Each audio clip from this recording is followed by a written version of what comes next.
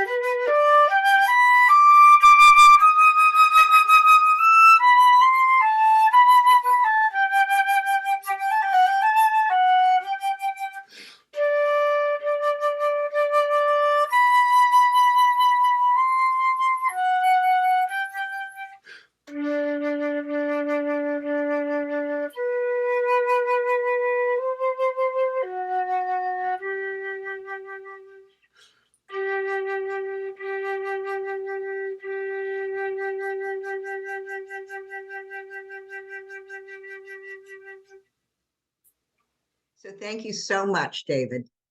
Thank you so much. David Lonkevich is our special music for today. And that was just lovely. So we look forward to more. I'm Kathie Libby. I am your platform assistant this morning. It is lovely to see your faces. We have a lovely service in front of us, which we do every week.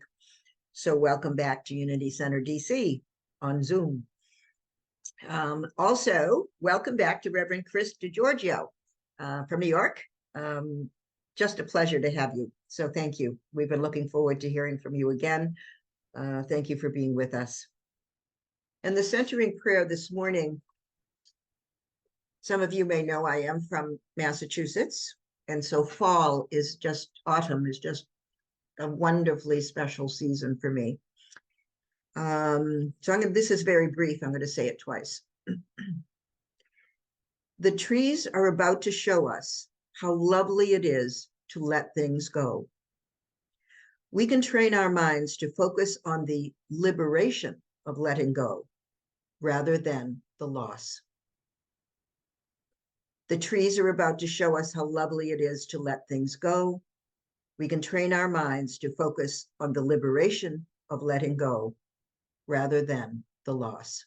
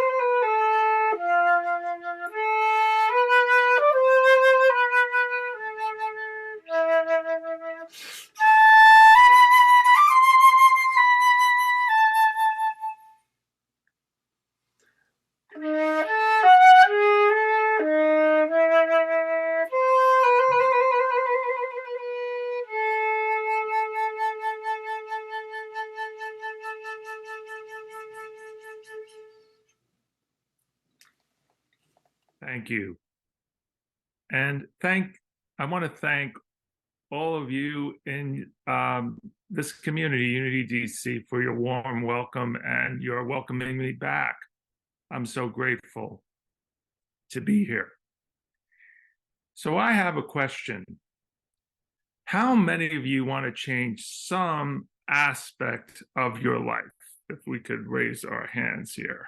Okay, good. We have an audience today to hear what I'm going to say. So to change your life, you should start by changing your thoughts around things. Now, I want to do something about my body weight, change it. I want to have a different job, change it. I want a different relationship with the person I love, change the relationship. We can use unity principles to change our lives. And I want you to have something foremost in your mind, the unity trinity. And many of you know the unity trinity, but if you don't, this is something that really should be at the core of your unity teachings. And that's mind, idea, expression. And so mind, divine mind, or source, or God, we ask divine mind for direction. We wait for source to guide us. And then we take that idea and we work on it. You always have a choice. It's your decision to act on it. And let me give you an example in my life. Maybe some of you had this issue as well. I gained about 20 pounds during COVID, and I decided finally in July, I was going to change the direction of this. And I had in the back of my mind to work with a functional medicine doctor. And their belief, if you're not familiar with functional medicine, is food and natural supplements is how your body can heal. But I needed an idea to keep me on track. And I've heard my spiritual teacher, C.P.E, say this: use food as nourishment. What I didn't hear her say was, do not use food as pleasure. Now, let me combine that statement. Do not use food as pleasure, use food for nourishment. How I will speak for myself, and I've used food as an emotional crutch. Food is kind of that comforting. So for many of us who are emotional eaters, we go right to the refrigerator or right to the cupboard for something to eat. But using that statement of direction, I use that statement to remind me to keep on track. I've examined my life and I chose to make a change. And I use these unity principles, such as a statement of direction or an affirmation, to make the change. It's reported that the Greek philosopher Socrates once said, "The unexamined life is not worth living." And that quote tells us part of our work in this life is to examine our lives. And what makes the unity movement so special is that we're encouraged to examine our lives by asking this simple question: are we living and expressing the very teachings we are learning? Emily Kathie, in her book, Lessons in Truth, says this: we have come to a place now where our search for truth must no longer be for the rewards. It must no longer be for our seeking a creed to follow, but it must be our living a life. What I believe she is saying is there's a point where we can learn intellectually about truth, but there comes a point where you need to start living the principles you espouse to believe in. Live the truth you know. With this in mind, let's talk about two unity teachings and how we can apply them in our daily lives: faith and divine order, two of the 12 powers. And you'll see that faith and divine order are pretty linked in this application. Let's start with faith. The way we change is with faith. The way we do anything is with faith. Faith is the starting point for every decision we make. Faith is the power we often take for granted. Let's give an example. If you're sitting and you say, "I want to stand up," it takes faith to stand. If you say to yourself, "I can't stand up," you'll not stand up. And think of all the other activities you do as simple as that. where faith is involved. It could be waking up, it could be driving, it can be brushing your teeth. They all rely on faith. Charles Fillmore's definition of faith is this: faith is the perceiving power of the mind linked with the power to shape substance. It is spiritual assurance, the power to do the seemingly impossible. It's a force that drives us, our heart's desire, right out of invisible spiritual substance. It is a deep inner knowing that which is sought is already ours for the taking, the assurance of things hoped for. So let's break this down a little bit. Perceiving power of the mind. To perceive is to become aware of, to know, to recognize, to discern, to envision, or to understand. The mind must be aware of something. It's the idea that comes from the divine mind. Now we have the ability, once we have an idea, to discern or decide whether we want to do something about it.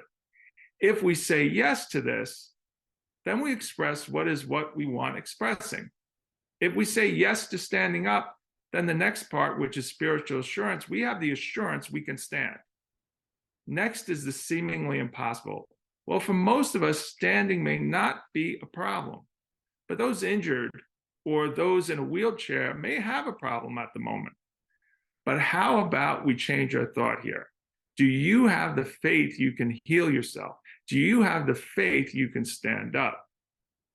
Recently, a person in my Sunday Meaningful Spiritual Discussion group mentioned that she had a big toe issue that caused her pain. She saw the doctor, and the doctor said, "You need surgery." She decided to hold off and pray, knowing that faith and prayer can solve any issue. And she did this continuously for a year. She affirmed her wholeness in her toe.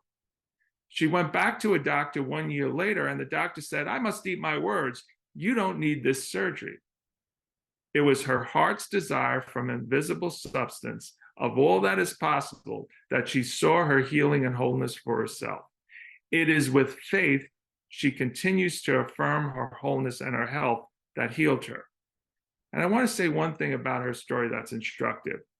She never stopped seeing her wholeness. She had faith that she would see her wholeness.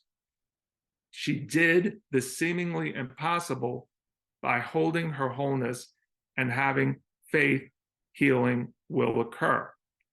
She drew her heart's desire of not having the surgery.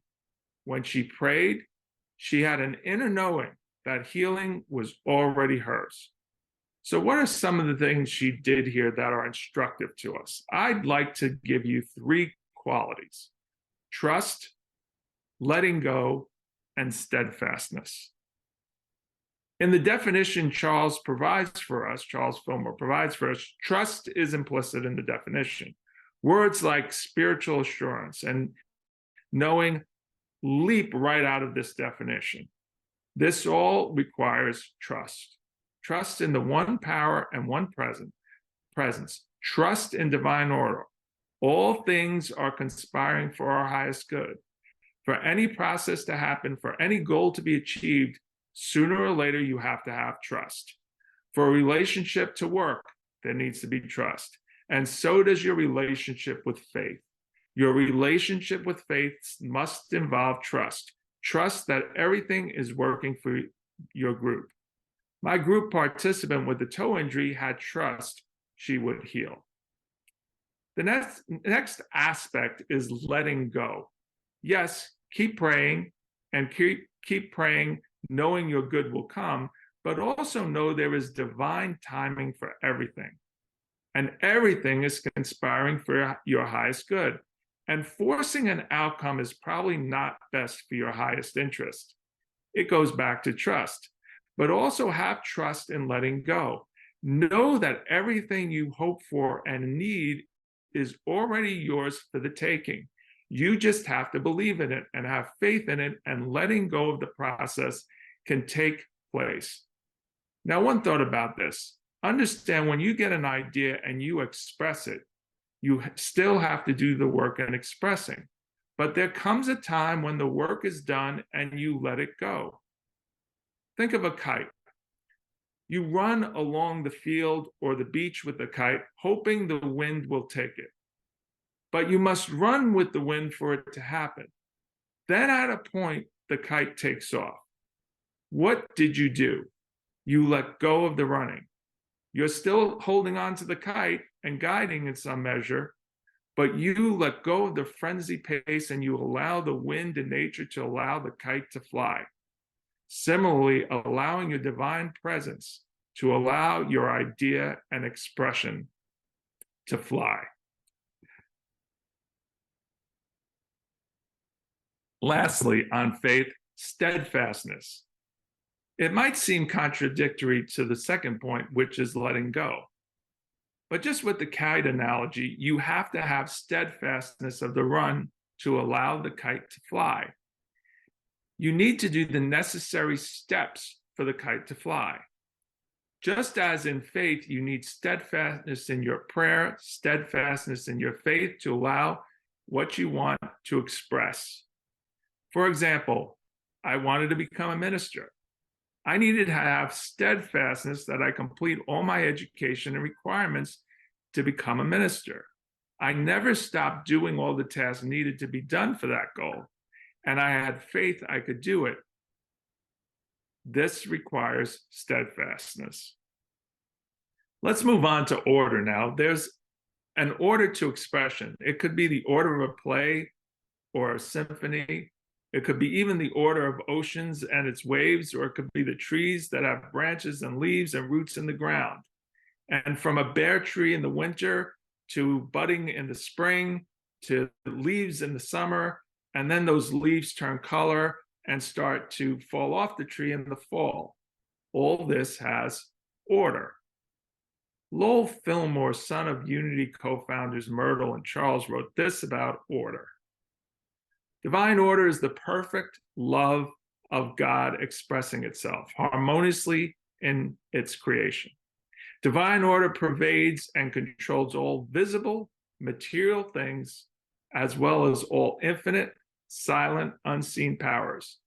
Every tiny speck is constructed in a beautifully orderly way. A microscope will reveal this fact. Even man's affairs are influenced by the principle of order. If this were not true, a man could not even be alive. When a man promotes the expression of divine order in his body and affairs by consciously confirming to God's plan, he experiences a great deal of order in all its affairs. Having free will, man can bring his affairs into better order by willingly accepting God's orderly plan. When things go wrong, we say that we are out of order. We mean that we are out of accord with God's principle of divine order. When we work in accord with the principle of divine order, everything cooperates with us and our affairs are pleasant and harmonious, unquote.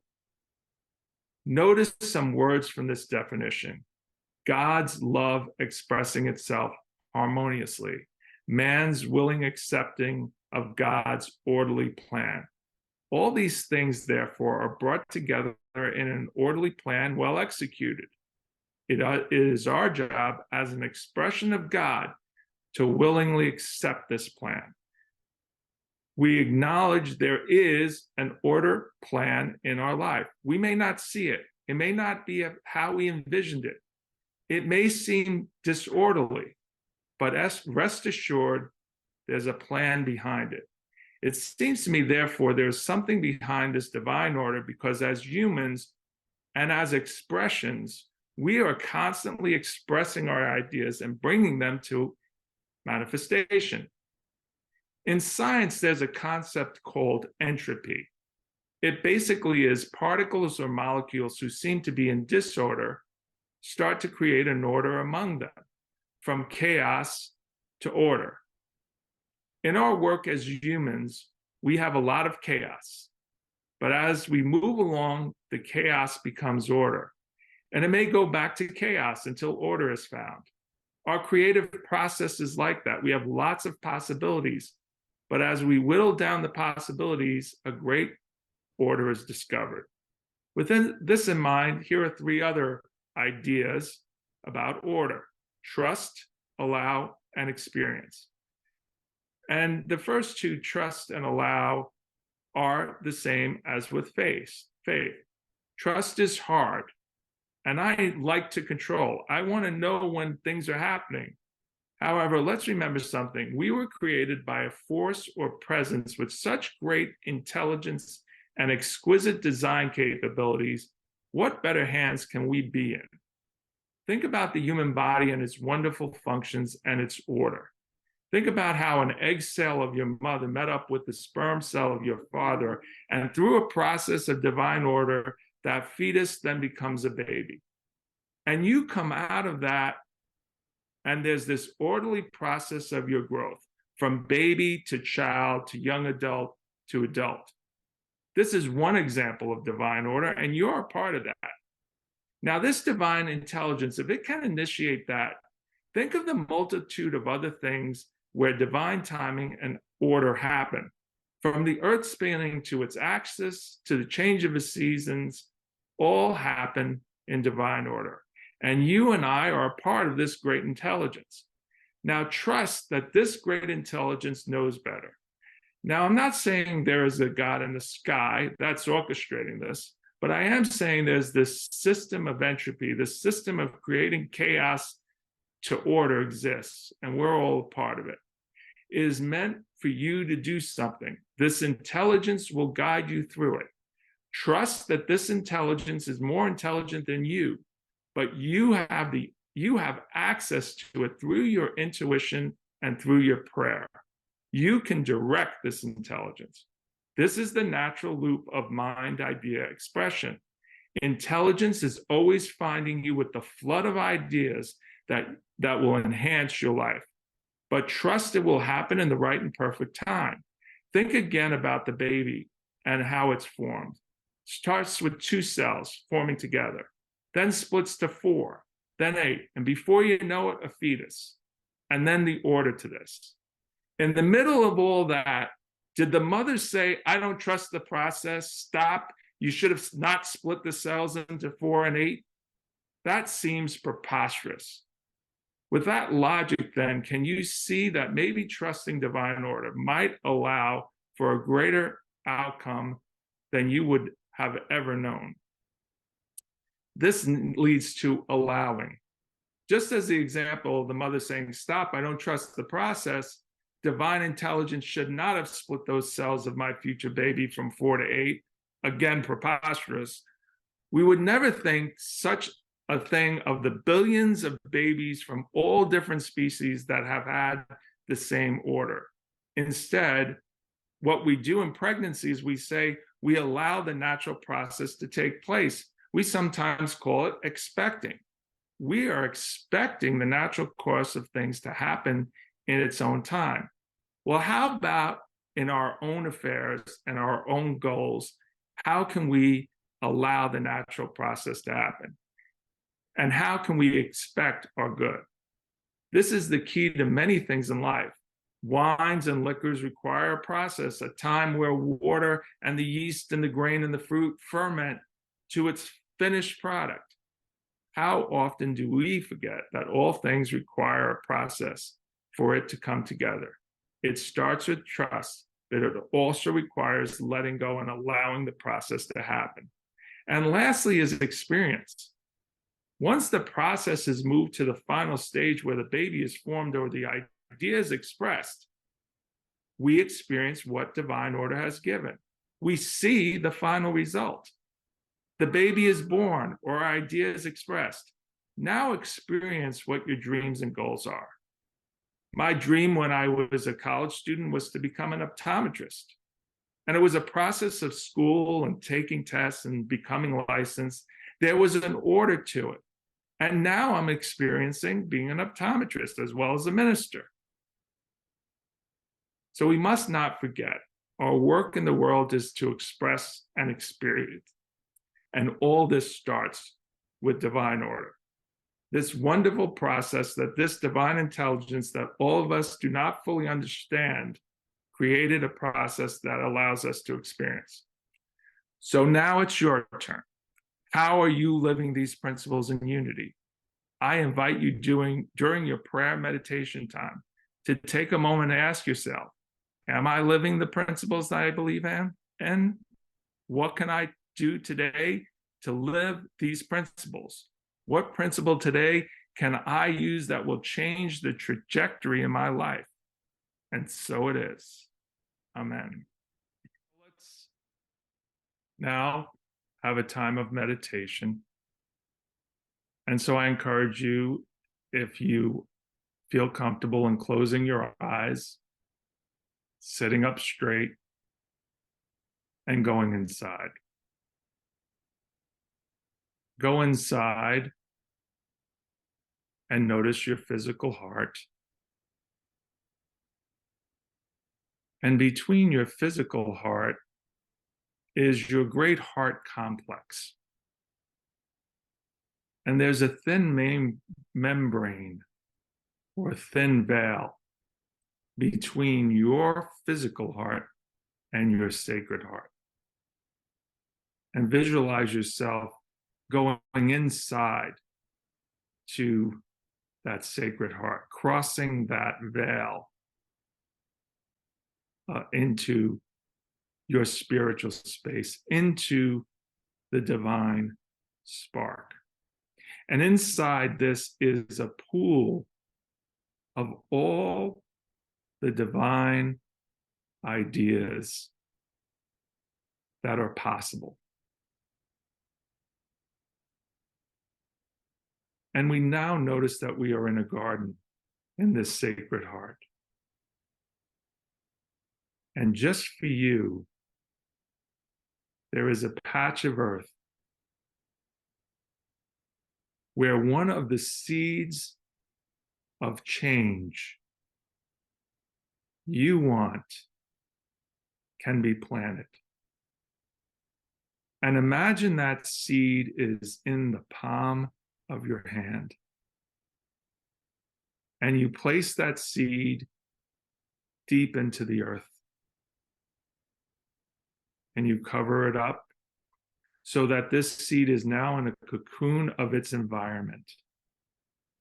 The dirt, the organisms, the nutrients, the water are all there for this seed to be nourished so it can grow.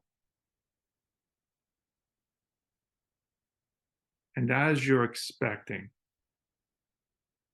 you start seeing the seed breaking out and see the roots of this flower,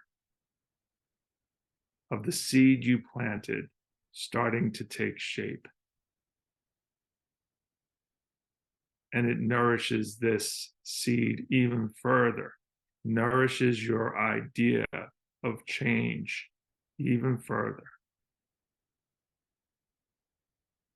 And then you see a breakthrough through the seed to the start of the stalk. The stalk is the path of all the divine ideas for that change that you want to see in your life start to move. And you now see that stalk breaking through the ground. And a bud starts to form. The idea isn't totally ripe yet, but it's coming. You see the end point, but you know that more work is to be done, and the stalk keeps growing. And at a point, the bud grows to its right height, and the flower blooms. And that flower is the change that you planted in your own spiritual garden. Now we'll take a moment of silence enjoying the expression of the new idea, the change you want to see.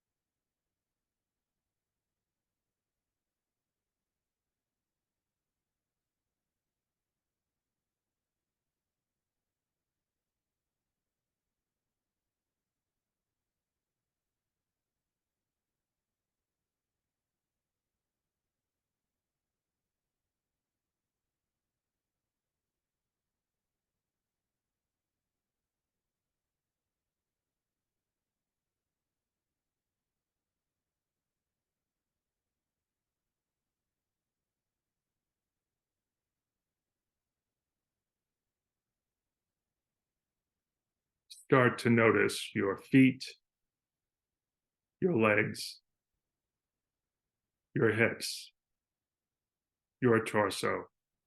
Roll your shoulders and move your head. And when you feel ready, come back to the room.